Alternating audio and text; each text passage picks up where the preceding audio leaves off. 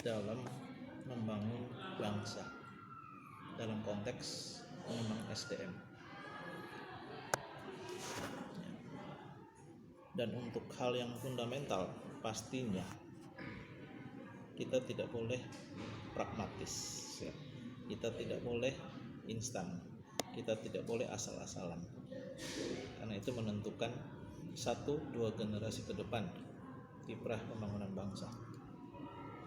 Saya atau harusnya insan pendidikan tersentil dengan statement Presiden kita Jokowi bahwasannya ijazah tidak menjadi jaminan untuk kerja. Ini tentunya suatu statement yang penuh dengan makna. Nah, harusnya bagi insan pendidikan memaknai itu secara positif, bahwa ada sesuatu yang missing di dalam rangkaian proses pembelajaran atau rangkaian proses pendidikan yang saya sebutnya sebagai proses membentuk genetika bangsa. Ya, ada yang salah dengan itu. Oleh karenanya pada kesempatan ini saya selaku salah satu pelaku pendidikan di Nusa Tenggara Timur dan kebetulan mengawal Universitas Citra Bangsa, ingin menjadikan itu sebagai sebuah trigger bagi seluruh pelaku pendidikan untuk mengembalikan harkat dan martabat pendidikan itu. Artinya bahwa kita wajib untuk menjalankan atau melaksanakan seluruh rangkaian proses pembelajaran, proses pendidikan anak bangsa itu dengan cara-cara yang baik dan benar. Ya, kalau tidak mau dikatakan harus ideal. Jadi pendidikan bukan sebuah entitas bisnis, ya, tetapi pendidikan sebagai sebuah entitas untuk membentuk genetika bangsa. Ya. Dan oleh karenanya kami di Universitas Citra Bangsa menganut paham tersebut, ya, dalam mendidik anak-anak yang kebetulan dipercaya oleh orang tua untuk kami didik, untuk kami asuh.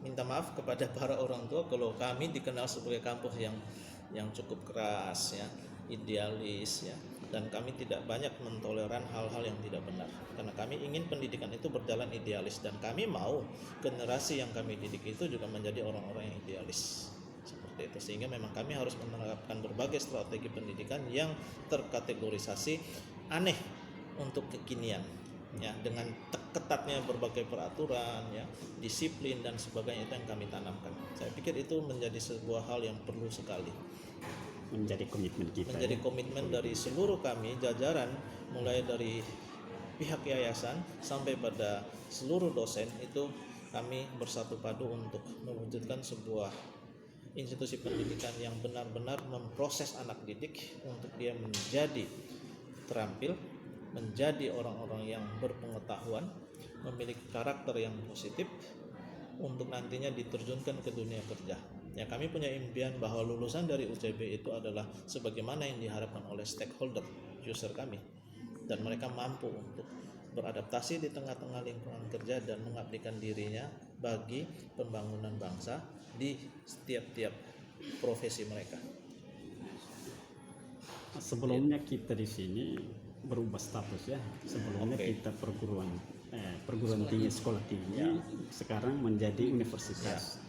Berarti dari sisi penamaan ini kan sangat berpengaruh pada, ya, eksistensinya. Baik. Ya. Baik. Nah, sekarang terbuka untuk umum, kan semua disiplin ilmu kan ada, ya, di sini. Berapa jurusan yang kita miliki di sini? Baik, jadi Universitas Citra Bangsa per 30 April 2019 itu menerima SK penyatuan 2 sekolah tinggi, ya, menerima SK penyatuan dari 2 sekolah tinggi, yaitu Sekolah Tinggi Kesehatan Citra Usada Mandiri Kupang yang berdiri sejak tahun 2008 dengan 3 prodi, yaitu prodi nurse, prodi kebidanan D3, dan prodi S1 farmasi. Kemudian Sekolah Tinggi Keguruan dan Ilmu Pengetahuan Citra Bina Nusantara juga dengan 3 prodi, ya. STKIP CBN ini berdiri 2015, ya, 2015 dengan juga 3 prodi, prodi bahasa Inggris, prodi PGSD, dan prodi pendidikan informatika. Ya, kebetulan 2 sekolah tinggi ini berada di bawah naungan Yayasan Citra Bina Insan Mandiri. Dan di tahun 2018 kami berproses untuk merger. Ya, kebetulan di tahun itu ada kebijakan dari Dikti terkait dengan penyatuan perguruan tinggi dan kami mengikuti program tersebut, dan 2019 kami mendapatkan SK penyatuan. Nah, dari SK penyatuan itu dalam prosesnya kami berusaha mengusulkan 3 prodi baru dan kemudian mendapatkan pengakuan penambahan 3 prodi, yaitu prodi teknik, yaitu arsitektur, sipil, dan juga teknologi informasi. Ini semuanya jenjang S1. Jadi ada 9 prodi yang sekarang ada di bawah Universitas Citra Bangsa. Nah, ini tentunya menjadi sumbangsi dari yayasan ini untuk pengembangan pendidikan, pengembangan SDM di NTT yang bermuaranya nanti adalah bagi pembangunan di NTT. Ya, kami harapkan demikian. Kami ingin berkontribusi secara nyata mulai dari pengembangan SDM dan nantinya tentunya memiliki implikasi terhadap pembangunan wilayah. Ini untuk itu juga pasti harus ada keseimbangan antara dewan pengajar dengan mahasiswanya. Tidak tahu data statistik terakhir untuk pengajar kita di sini, dosen seluruhnya berapa, lalu statusnya seperti apa, lalu total mahasiswa kita tahun terakhir ini berapa jumlah dosen. Untuk saya makro saja, untuk rasio tenaga pendidik dan jumlah mahasiswa kami berada pada kategorisasi sangat ideal. Ya, sangat ideal, 1:20, 1:30. Itu berada pada kategori itu untuk seluruh prodi. Ya, untuk seluruh prodi. Ya. Jadi kemudian jenjang pendidikan sebagaimana disyaratkan bahwa dosen harus S2, kami secara keseluruhan 99% dosen itu S2. Ya, dan sekarang sudah mulai bertransformasi ke jenjang S3 dan seterusnya. Jadi secara bertahap kami terus mengupgrading SDM kami, ya, dari 2008 kami berdiri sampai dengan 2020 ini kami terus mengikuti berbagai regulasi terkait dengan standar minimal pendidikan tinggi. Kami berusaha untuk memenuhinya sehingga untuk kualifikasi dosen dan rasio dosen mahasiswa kami berada pada kondisi yang sangat-sangat ideal. Lalu dalam kaitan dan membina dan membangun kerjasama dengan beberapa lembaga, baik itu vertikal ataupun horizon, apakah memang lembaga kita ini membuka diri memiliki itukah? Baik. Ya, salah satu misi kami adalah kemitraan dengan berbagai stakeholder. Misi keempat,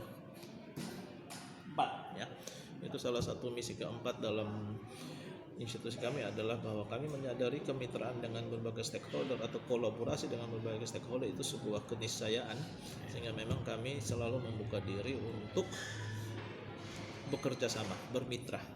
Ya, dalam mitra itu, ya kami tentunya ingin menyumbangkan apa yang kami miliki. Ya, sebagaimana kita ketahui, perguruan tinggi sebagaimana diamanatkan dalam undang-undang melaksanakan 3 tupoksi utama: pendidikan, penelitian, dan pengabdian masyarakat. Kami mendidik anak-anak, putra-putri NTT, anak-anak bangsa. Kami melakukan riset, pengembangan ilmu pengetahuan dan teknologi. Kami juga kemudian melakukan kegiatan pengabdian masyarakat. Nah, ini tentunya perlu kemitraan. Ya. Nah, poin pengabdian masyarakat itu inilah sumbangsi kami untuk pembangunan bangsa.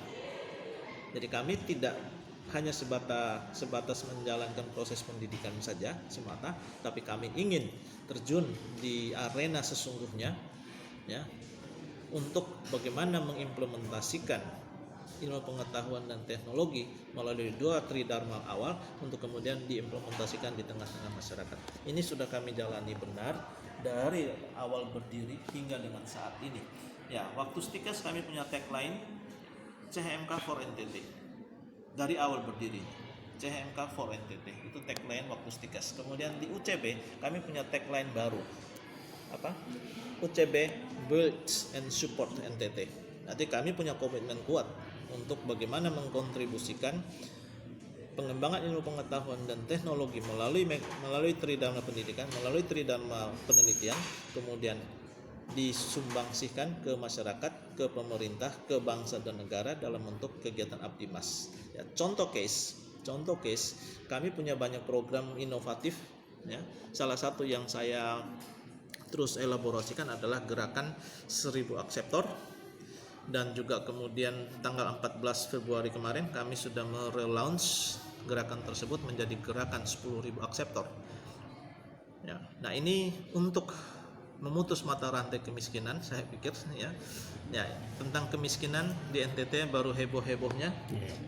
Isu tentang kemiskinan, banyak anak, stunting, kematian ibu dan sebagainya. Dan kami dari institusi pendidikan memberikan kontribusi pemikiran dan juga sekaligus action, yaitu bahwa baik, mari kita kurangi jumlah anak melalui program yaitu keluarga berencana.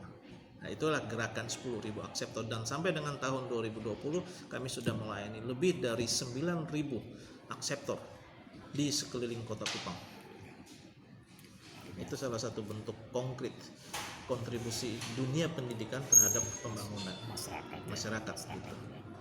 Lalu ada spesifikasi macam ada bank mitra dengan lembaga-lembaga tinggi lainnya di luar negeri, macam kayak dengan universitas luar atau apa, selama ini kita pernah lakukan atau sementara dalam rencana untuk lakukan itu, Pak?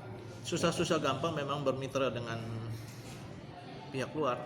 Ya, tapi kami tetap punya impian bahwa memang bisa ya, ketika memang institusi kami terus bertumbuh, terus berkembang dan dipercaya, maka tentunya kemitraan dengan institusi luar bisa kami gapai. Ya, tetapi dalam konteks kemitraan itu ya kami ingin bahwa kemitraan itu bersifat setara. Ya. Dan semata-mata untuk kepentingan NTT. Seperti itu. Jangan bermitra kemudian itu menjadi kepentingan dari pihak luar. Nah, tentunya kami tidak mau seperti itu. Dan banyak mitra-mitra yang seperti itu yang dibuat dan itu ternyata tidak menguntungkan NTT. Buat apa bermitra seperti itu? Mendingan kita tidak usah bermitra. Ya, kami ingin bermitra dengan mitra yang memang bisa mendatangkan keuntungan bagi NTT sesuai dengan tagline kami. Tapi sekiranya mitra itu hanya menguntungkan pihak luar, ya saya mikir-mikir terus terang. Buat apa? Hanya cari nama doang, mendingan tidak usah. Seperti itu. Ya, sampai saat ini memang kami mau dibilang bermitra juga tidak, tapi kami punya orientasi untuk lulusan kami bisa berkiprah di dunia internasional. Ya, dan sudah ada contoh case-nya. Saat ini ada sekitar 5 alumni kami yang memang saat ini berada di Jepang untuk masuk ke dunia kerja di Jepang sebagai perawat dan sebagai caregiver, perawat lansia. Itu ada dan mereka sudah eksis di sana. Nah, seperti itu. Kemudian di Jawa banyak sekali anak NTT lulusan kami yang berkiprah di berbagai fasilitas kesehatan di Jawa, Jakarta, Bandung dan sebagainya. Itu ada. Jadi kami optimistik bahwa proses pendidikan yang kami jalani ya, itu berada pada track yang benar dan oleh karenanya menghasilkan alumni atau lulusan yang bisa diterima di berbagai lapisan masyarakat dan dunia kerja. Rumah sakit Siloam, rumah sakit swasta ternama di Jawa, ada anak-anak NTT di sana yang kalau kita tracing itu alumni dari Stikes CHMK terdahulu. Nah, ini terus kita dorong mereka untuk bisa melihat keluar. Ya, saya mengatakan anak NTT maloi dunia, maloi bahasa Kupang ya. Ya, ketika kita lihat di postingan mereka bisa bermain salju, ya, ya kita sendiri belum pernah bermain salju, tapi generasi yang kita didik sudah bisa bermain salju, lihat bunga sakura di Jepang, itu kita punya kebahagiaan tersendiri. Seperti itu. Ada itu anak NTT. Lalu sementara ada satu aturan nasional terkait dengan tenaga kesehatan, itu ada namanya STR, surat tanda registrasi. Itu menjadi salah satu yang sangat rumit bagi bidan dan perawat sekarang. Di lembaga kita ini, apakah lulusan kita langsung dibekali dengan itu kah atau memang mereka diperlakukan khusus lagi? Perlakuan khusus. Nah, saya ingin mengatakan demikian. Saya baru diskusi. Marwah pendidikan itu harusnya kita tunjukkan bahwa kita mendidik anak-anak dan itu kan di backup dengan ketentuan aturan main. kita di backup dengan Undang-Undang Sistem Pendidikan Nasional. Di dalam undang-undang tersebut sangat jelas terbaca bahwa pengakuan terhadap output lulusan adalah diberikan ijazah, diberikan transkrip nilai, dan diberikan SKPI. Iya. 3 dokumen itu adalah pengakuan bahwa seorang mahasiswa telah menyelesaikan serangkaian pendidikan, ya, dan sampai pada saatnya dinyatakan lulus dari dunia pendidikan oleh pelaku pendidikan, ilmuwan, dan pengakuannya adalah berupa ijazah. Di ijazah tertera dengan jelas yang bersangkutan sebagaimana tersebut di atas diberikan kewenangan dan hak sesuai dengan gelarnya. Titik di situ. Itu pengakuan ijazah. Bukti pengakuan. Bukti pengakuan bahwa dia sudah melalui rangkaian proses pembelajaran. Dan harusnya bagi saya sebagai orang pendidikan mau mendudukkan bahwa ijazah, transkrip, dan SKPI itu adalah instrumen utama sebagai bentuk pengakuan selesai studi dan siap masuk dunia kerja. Harusnya demikian. Itu satu-satunya instrumen pengakuan. Ya, tetapi kekinian menjadi banyak diskursus. Wah, sudah pegang ijazah. Ya, sebagaimana juga presiden kita menyampaikan sudah pegang ijazah kok tidak menjamin kompeten. Nah, ini saya pingin sebagai pelaku pendidikan kita berintrospeksi ke belakang. Betulkah demikian? Kalau memang betul, berarti memang dunia pendidikan melakukan kefatalan. Kenapa? Karena rangkaian proses pembelajaran itu diperlengkapi dengan seperangkat kelengkapan sampai dengan kurikulum, dan kurikulum itu berbasis kompetensi sebutannya. KKNI, Kerangka Kualifikasi Nasional Indonesia, ya, itu berbasis kompetensi. Sudah dirancang oleh sejumlah ilmuwan. Ya, ilmuwan tertingginya kan profesor. Kita harus mengakui itu dong, bahwa rangkaian proses pembelajaran yang terjadi di dunia pendidikan itu sudah melalui berbagai proses, dan itu harusnya diakui. Kalau sampai tidak diakui berarti memang ada kefatalan, dan kefatalan mulai dari pusat sampai ke bawah. Kementerian Pendidikan harus bertanggung jawab terhadap itu. Kenapa ada anak yang tidak kompeten kok bisa pegang ijazah? Kan gitu. Berarti ini lulusan abal-abal. Kalau itu terjadi, maka tentunya ini adalah kefatalan semua, tanggung jawab semua. Nah, maka marilah kita memperbaiki proses tersebut. Marilah kita kembalikan harkat dan martabat nilai ijazah, supaya bahwa lulusan yang kita bekali dengan ijazah tersebut memang masuk dunia kerja.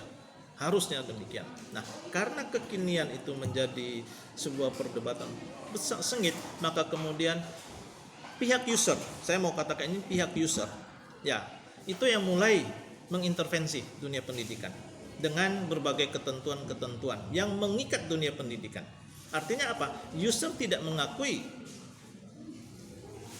output dari dunia pendidikan yang sebagai produk produsennya, sehingga dia membuat lagi mekanisme, ada uji kompetensi dan sebagainya lagi. Ya.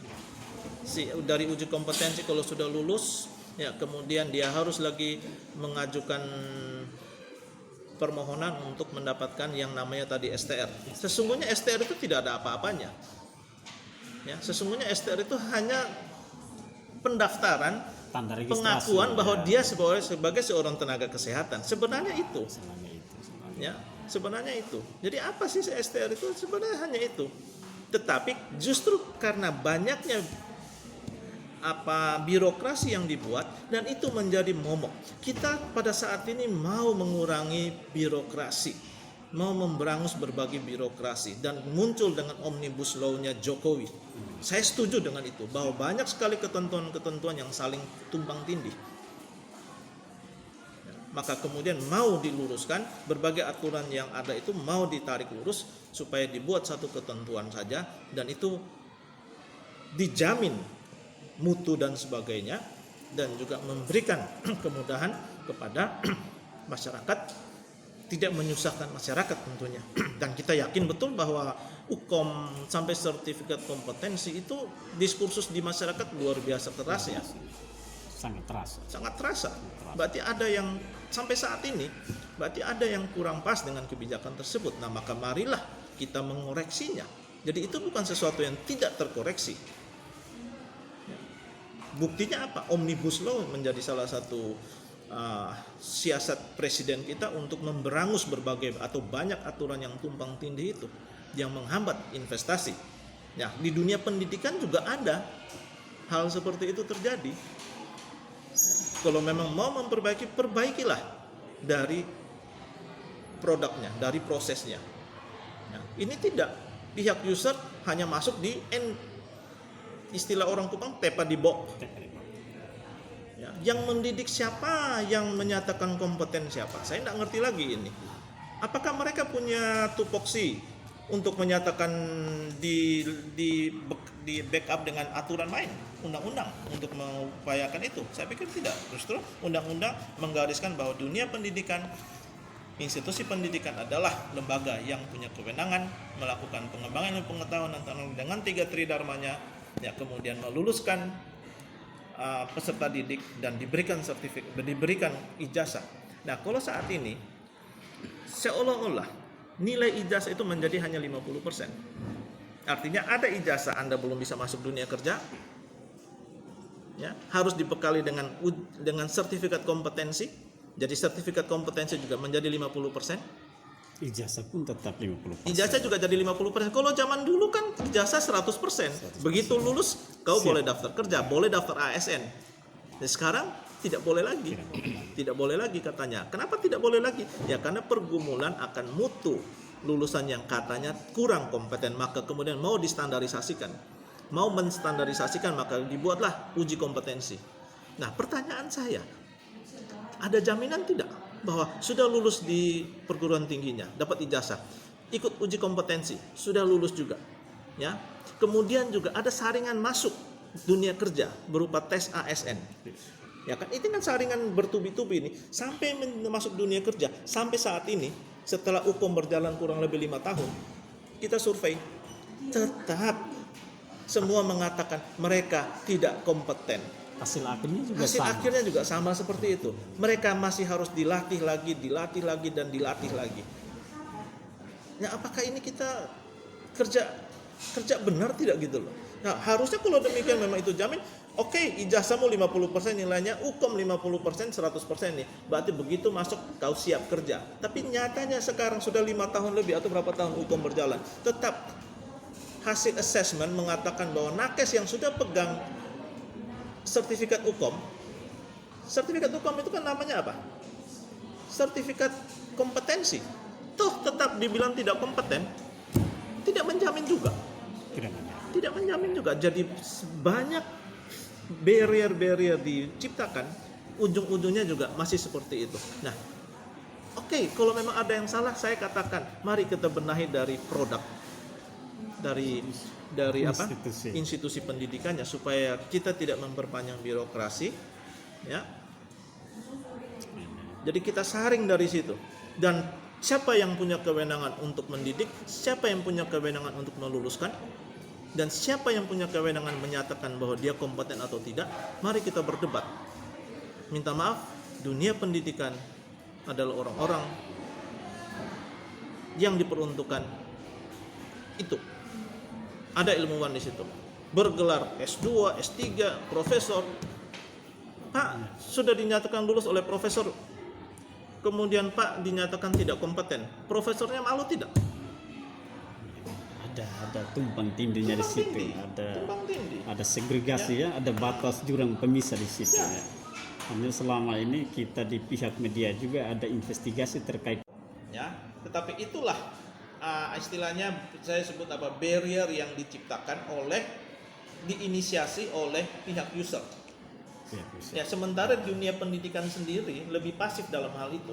Kalau saya sebagai orang pendidikan, kalau ngomong enggak, saya punya ijazah itu nilainya 100%. Tidak bisa diragukan. Saya harus ciptakan itu. Dan saya berusaha untuk itu. Makanya UCB idealis. Saya tidak main-main. Banyak mahasiswa kami yang tidak lulus. Dan saya nyatakan tidak lulus. Saya tidak memberikan kelulusan mudah sehingga kemudian nanti dicap kau tidak kompeten. Pak, minta maaf, kalau dilakukan survei antara tenaga kesehatan baru dengan tenaga kesehatan yang senior, saya rasa logis. Baru fresh graduate, dia masih butuh jeda waktu sesaat untuk adaptasi. Adaptasi penyesuaian diri itu penting. Ya, sehingga kalau begitu dia disurvei, ya simpulannya tidak kompeten. Ya, kalau pembandingnya adalah dengan para senior, ya pastilah pengalaman akan memberikan tambahan kompetensi, tambahan keterampilan, kan begitu. Ya, ini yang menjadi pergumulan kita. Ya. Jadi saya ingin menyitir kembali, saya tidak mau menyinggung ke pihak lain, tapi saya punya kepentingan, mari dunia pendidikan mengintrospeksi diri untuk melakukan proses pendidikan yang seideal mungkin. Supaya apa? Lulusan kita tidak dilecehkan, ijazah kita tidak dinilai hanya 50%. Harus 100%. Itu harusnya kita ciptakan demikian.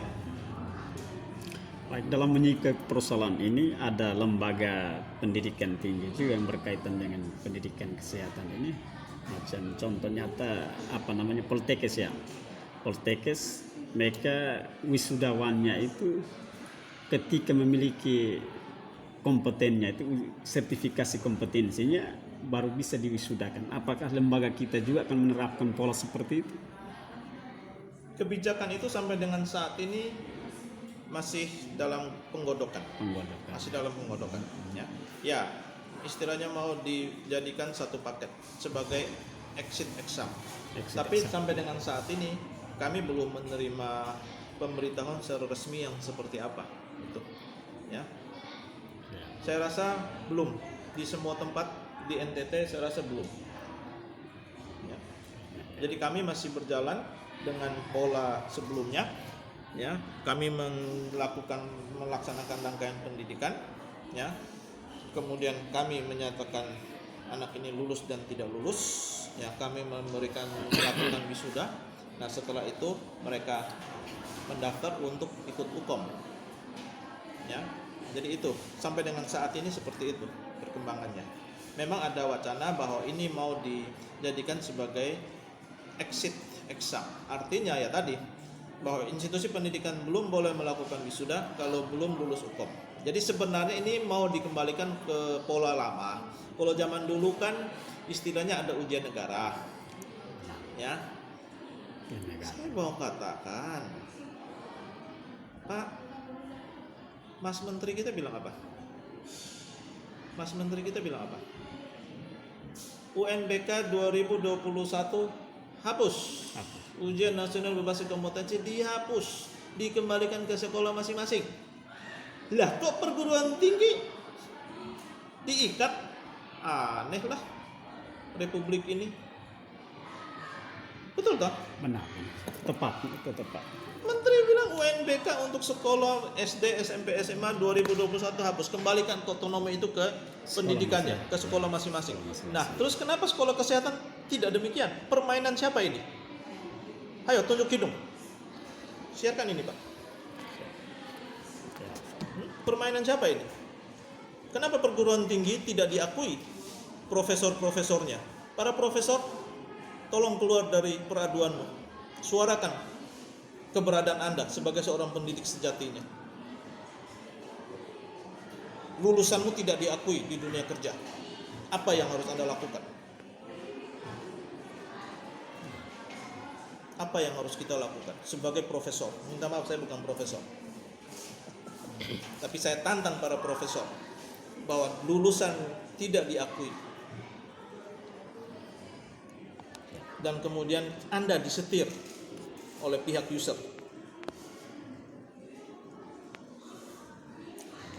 Harus butuh banyak suara. Istimewa. Ya, dukungan media massa juga harus lebih tajam lagi. Secara positif kami memberikan istilahnya mengadvokasi. Ya, ini pandangan saya. Ya, ini pandangan saya. Seperti itu. Mari kita berdiskusi. Ini forum yang diskusi ilmiah. Baik, jadi cukup Bapak. Terima kasih banyak, informasi ini sudah mencakup seluruh ini.